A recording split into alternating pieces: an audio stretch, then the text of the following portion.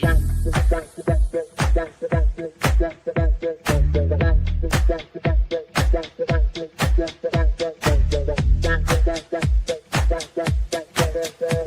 Connections Radio presents.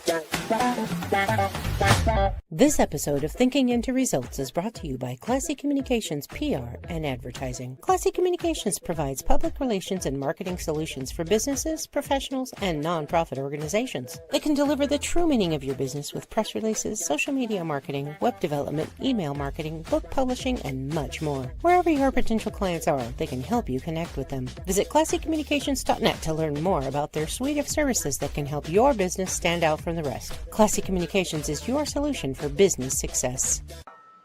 I guess you can be very successful without one, and probably some people do. But I would not have accomplished anywhere near what I have accomplished without a mentor. I have had a number of mentors, and my whole life has changed dramatically. I went from going nowhere to having a business that operates all over the world. If you want to win in a big way, you want to get a mentor. It's almost like getting a direct pipeline from their mind to your mind, where you're gaining all their wisdom, all their experience, and all the studying that they've done over a number of years. And like that, you get it all in a short period of time. Are mentors important? Well, I'm going to tell you, mentors literally changed the course of my life. Let's take a look at what Thinking into Results is and what it could do for you, how it came about. You see, my life had changed dramatically. I went from earning nothing to earning over $1 million a year. And I was sitting one day and I was thinking, how did all this happen? Do you know, I was reading Think and Grow Rich. I was studying Earl Nightingale's material. But a lot of people have read those books and studied Earl's material. And they weren't accomplishing what I was accomplishing. So I had to ask myself, what am I doing so different? You see, I had been raised to believe if you're going to earn a lot of money, you've got to be really smart. I was earning over $1 million a year, and I didn't think I was that bright. I was also raised to believe if you don't go to school, you can't win. Well, I hadn't gone to school. I went to high school for about 2 months. I didn't have a good job. I owned the entire company. If you want to be happy, healthy, and prosperous, it's all here. Thinking into Results is going to show you how to get it. If what I've said really triggered something in your mind and you're thinking maybe, contact the certified PGI consultant, hit the button, leave the information, do yourself a favor, sit down and talk to them about what this program can do for you. This very well could be the decision that will change the rest of your life. Thank you, Bob. Welcome to Thinking into Results, sponsored by S&J Mentoring, snjmentoring.com. Good way to reach us. You can leave your contact information. But today, we've got a real interesting topic today. The mystery of sex transmutation, your high-octane fuel for success. That's right. I'm going to turn that over to my associate, John Gage, and you're in for a good show today. Thank you, Sid. Well, yeah, the title is Transmutation of Sexual Energy, your high-octane fuel for success. And I'm sure there are people that were going, oh, they're going to talk about transmutation of sexual energy. I'm sure that they turned in for something that this probably isn't going to be, but we do talk about the power of sex and how it can change anyone's life, male or female, whether your partner is male or female, it doesn't matter. This is about how the energy is transformed from your love for this individual to a creative and productive way of life, way of thinking, way of changing who you are. And I mean, I can honestly say, and I know you can vouch for this, Sid, that 5 years ago, well, 6 years ago now, my life was completely different. I was a different human being. Would you agree to that? Oh, yes. I've seen you really grow. I think it goes back to, I met you around 2015, 2016. 2017, actually. You want the date? May 5th. Let me write that one down. Oh, well, But you certainly weren't laughing then. no, I wasn't. And you know, I had a different life back then. I had different things that were affecting how I thought and how I did things. I thought a certain way. I thought things were going a certain way and they weren't. And these are all things that changed, but the situation I was in, I'm not going to get into details. Nobody needs to know that. The situation that was in was making me very unhealthy. In the beginning of 2019, I got a heart murmur. I'm sorry, not a heart murmur, but chronic AFib. I couldn't slow my heart down. It was just murmur is an understatement. I couldn't get it down below 125. Felt like I was running a race, and like, you know, by the end of the day, I was so exhausted. I couldn't function, and it took the whole year to get it down to where at a livable level. And when they measured my refraction ratio, which is the ratio where the heart pumps out and pushes your blood through, it was only a 40%, which was 15% less than a person my age now or then should be at. And my life now, the last 3 years, that's gone from a 40% to a 65%. So not only have I made a 25% increase, it's 10% above where it should be. My heart rate stays down near 65 now on a regular basis with little or no medication. And it's all because of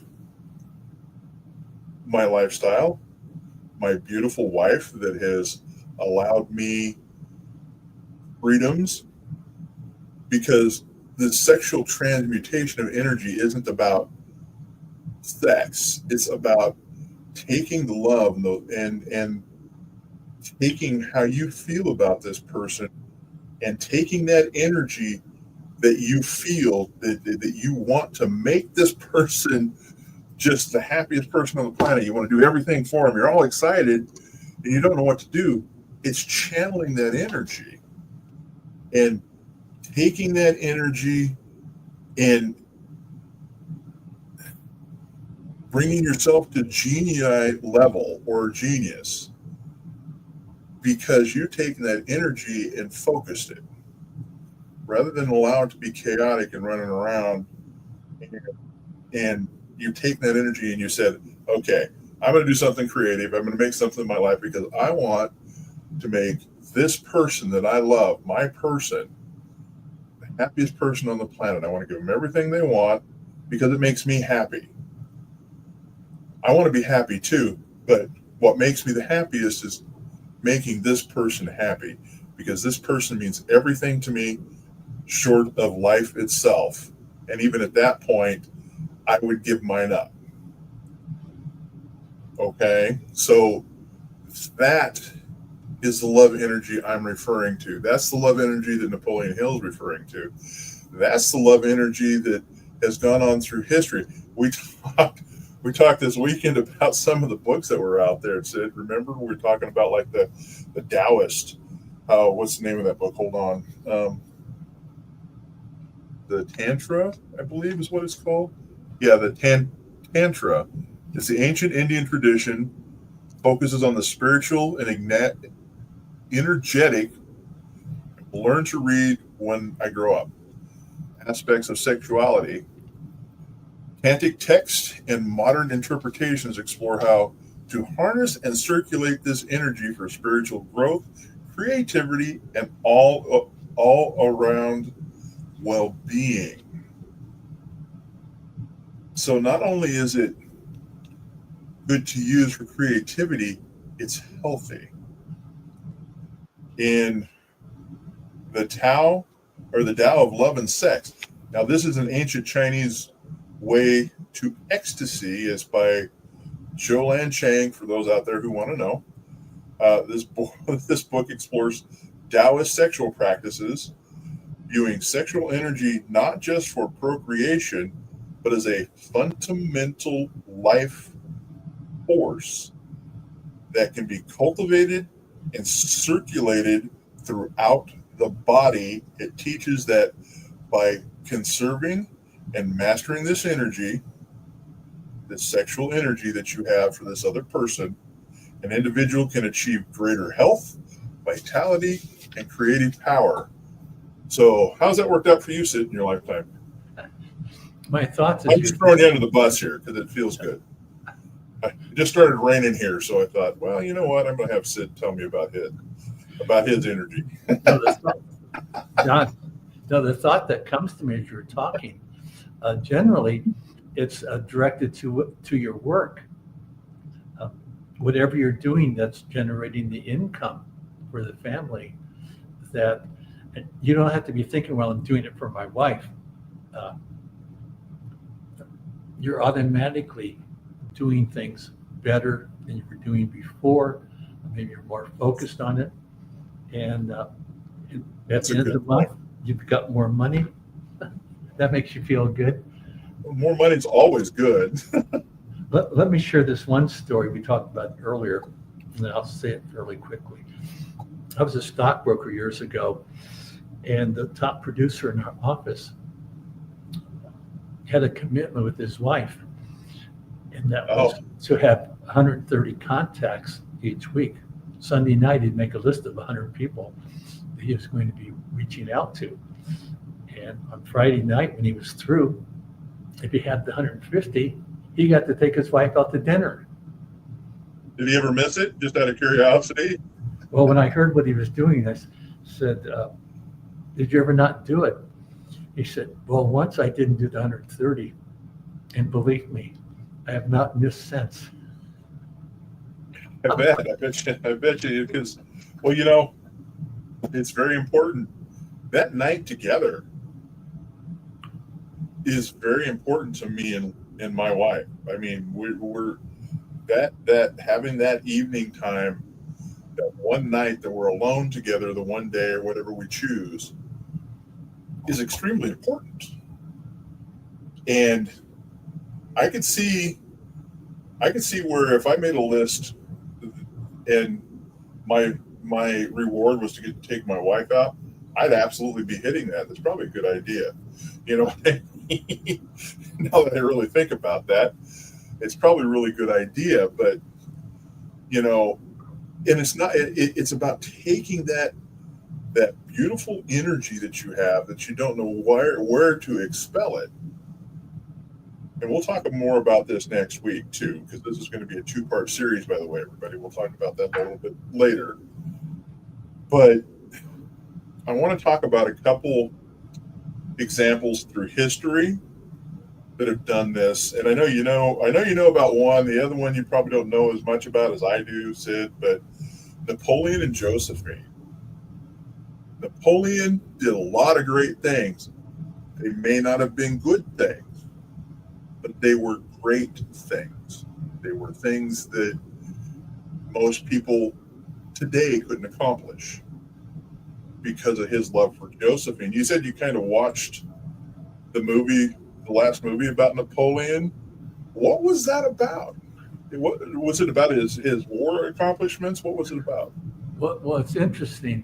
I think it was a year and a half ago. I still remember my sister had seen it, and it came up, and she said, "You're not going to like it." Well, I didn't know, but I'm still going to go see it. Right. And I would say the battles, that was less than 20%. That might be being generous. It was all about his relationship with Josephine. And I'm not afraid at my age now to admit, it brought a tear to my eye. I'm not afraid to cry in movies now. But the story of Napoleon with his great ambitions, they didn't say he was doing it for Josephine, but he was really driven. We all know he was driven. Well, but there was that famous letter that he wrote to her. It was a love letter about how he's doing all this for her. And, I mean, we understand that most of what he did was to do exactly what I talked about, to please her, to make her life better. I mean, as much as you think about it, you know, I talked about my boss and his husband when I was younger, and how he was motivated by his love for his partner to increase the stores, increase the income, and it was amazing to watch the growth.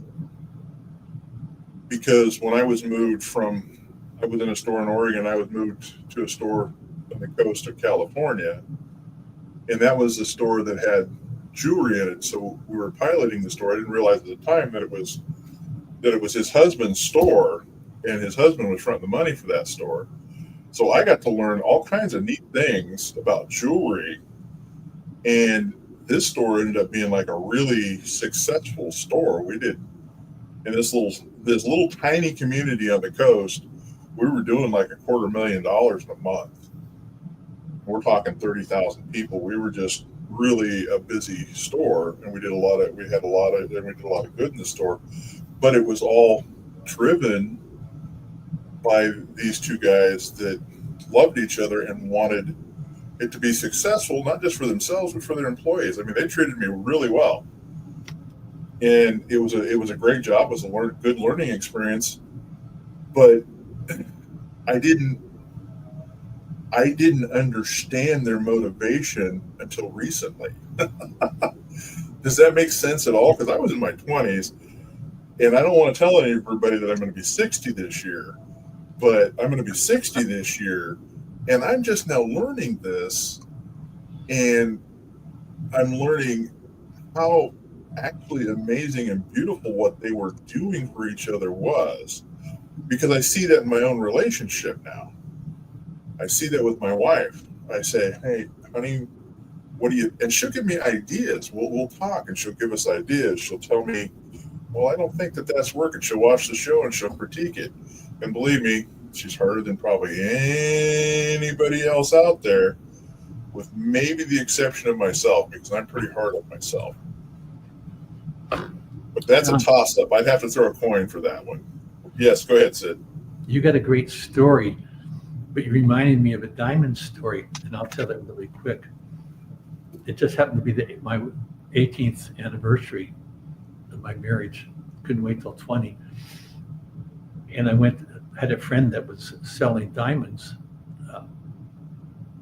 from an office. Okay. That wasn't a regular store.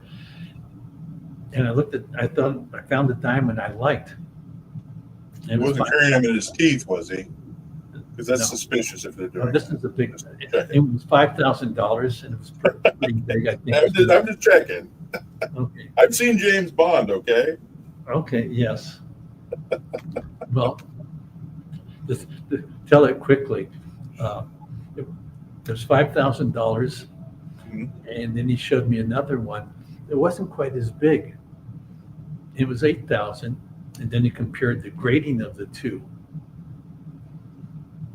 I went for the $8,000, not to have to tell my wife that, but I felt good getting a better diamond than I planned to. And that was a long time ago, and my wife has passed, and my oldest granddaughter has that ring. Oh, nice. So that makes me feel it's nice to get something that you can pass on, because the ring's gonna last forever. You know, the stones, unless you crush them somehow. I mean, that's a beautiful thing. I mean, seriously, that's a great story. Well, John, I'm ready to hear your story. You only shared a little bit with me, but you have a great story of success and love. I do, and I'm saving it, for now, because it's getting towards the end, but I want to talk about a music artist, and I'm sure everybody knows it's going to be Ozzy Osbourne, but I kind of want to talk about how sexual energy is really, and I don't even believe he knew that it was, because we talked about this, and we talked about how sometimes you don't even realize that's what it is. But Ozzy Osbourne had been playing with Black Sabbath, I don't know what, since 68 or 69. I was introduced to him in 1970 by my cousins. So Ozzy has been in my life for a long time. And in 78, he was fired because he couldn't stop taking drugs and drinking. And this is a man that went into a depression, considered killing himself. His life was over because he no longer had a music career. Because without Black Sabbath, who is Ozzy Osbourne? And his manager was Sharon's dad. I don't know how many people knew that, but Sharon's dad actually managed Black Sabbath. Well, Sharon convinced, because her dad was dumping Ozzy. He's a waste. He's a drunk. He's a drug addict. He's not gonna amount to anything. And Sharon's like, well, then give him to me. So she ended up taking Ozzy under her wing. Of course, she saw he was cute and what have you, but she pulled him up by his bootstraps, literally, and said, no, you can be whatever you want to be, the woman behind the man. And I've been listening to a lot of Ozzy interviews, a lot of things where he talks about why he wrote this song, why he wrote that song. He would pull from headlines. Miracle Man was about, what was the name of that minister that had a big fall with a prostitute back in the 80s? I forget his name now.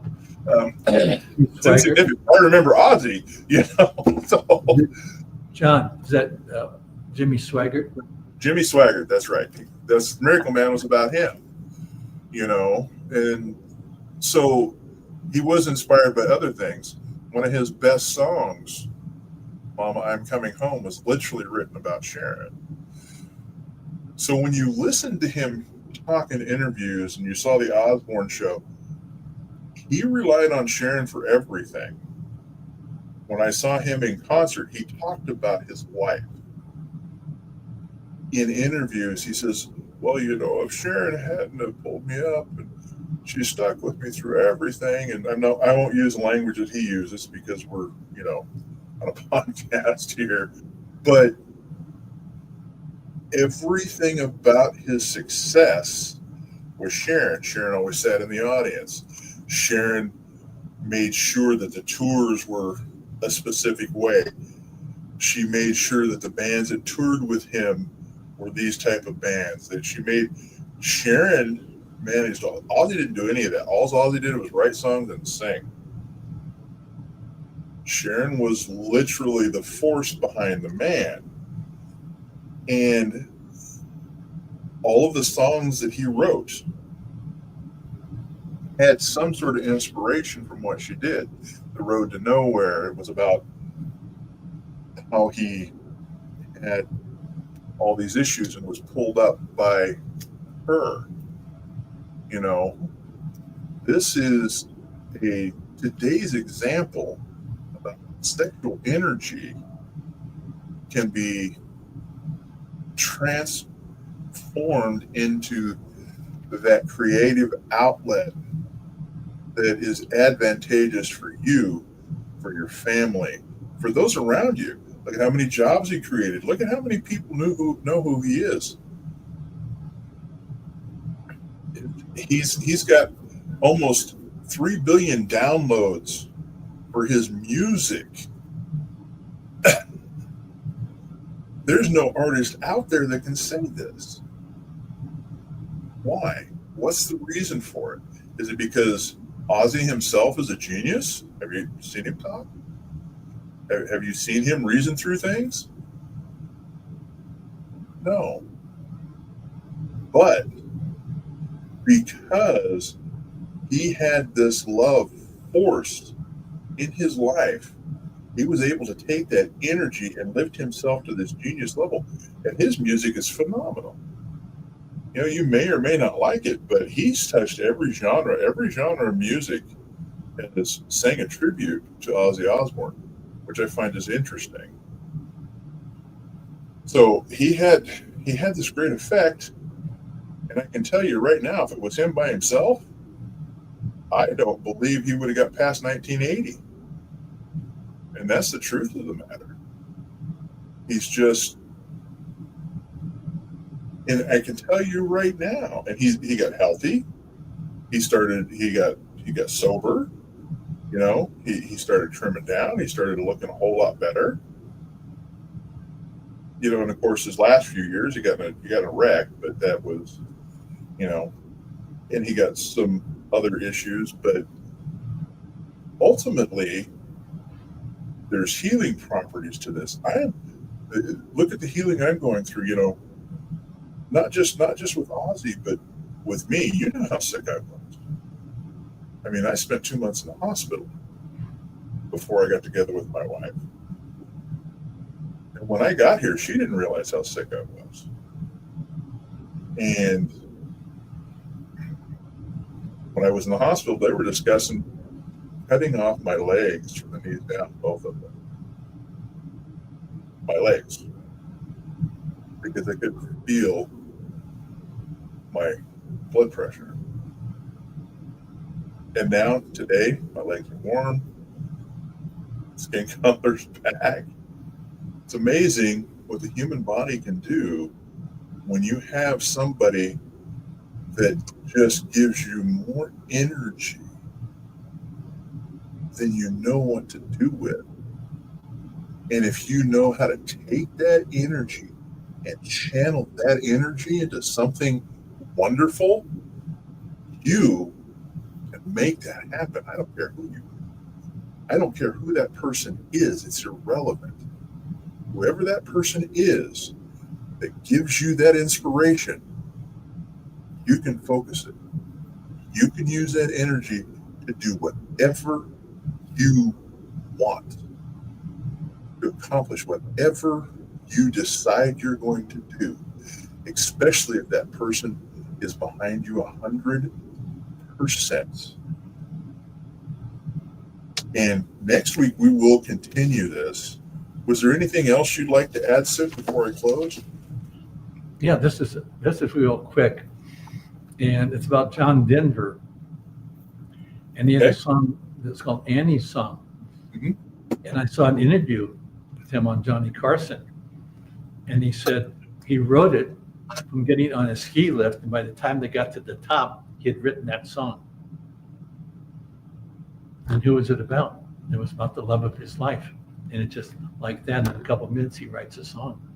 Exactly.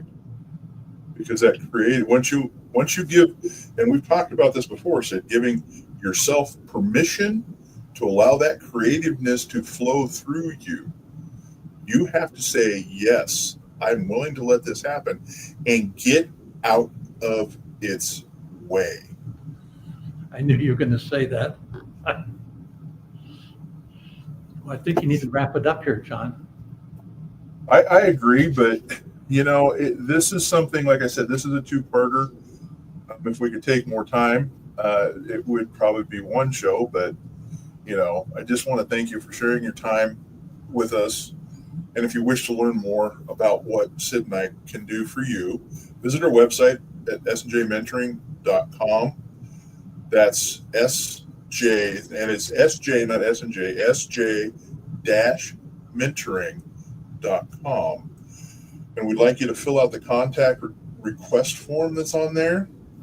And what this does is allow you to receive a free discovery session. It's about a $250 value. And what this does, it allows us to learn what your unique dreams are, so we can show you how to accomplish those dreams. And that's up to you. Let's have this conversation. Let's see what we can do to show you how to accomplish your dreams. Please like, share, and subscribe. I told you, in a week, I'm going to learn how to speak, but currently subscribe was the word I was looking to say. It does help a lot. It helps that algorithm. It helps us get out to more people, especially if you enjoy our message. And next week, we're going to talk about Step 10, Part 2, and we're going to discuss why men under 40 seldom succeed. I kind of touched on it a little bit today, but we're going to kind of go into it in a deep dive next week. So remember to visit their website, sj-mentoring.com, so we can show you how to accomplish your dreams. Have a great day, guys. Thank you for joining us.